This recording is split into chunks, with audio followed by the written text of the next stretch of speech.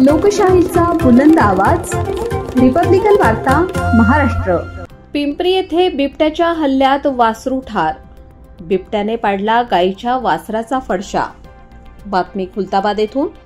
खुलताबाद तालुक्यातील पिंपरी परिसरात गुरुवार दिनांक 16 रोजी रात्री बिबट्याने धुमाकूळ घातला आहे।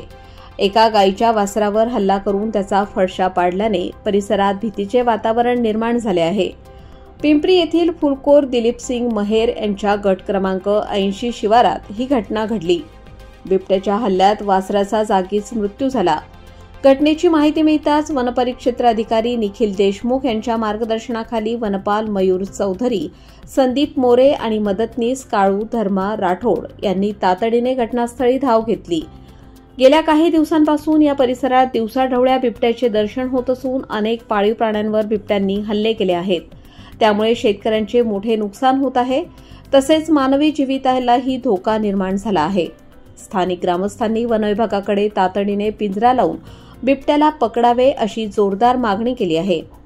रिपब्लिकन वार्ता महाराष्ट्र न्यूजसाठी खुलताबाद प्रतिनिधी किरण महेर, Chhatrapati Sambhajinagar. Subscribe now and press the bell icon. Never miss an update.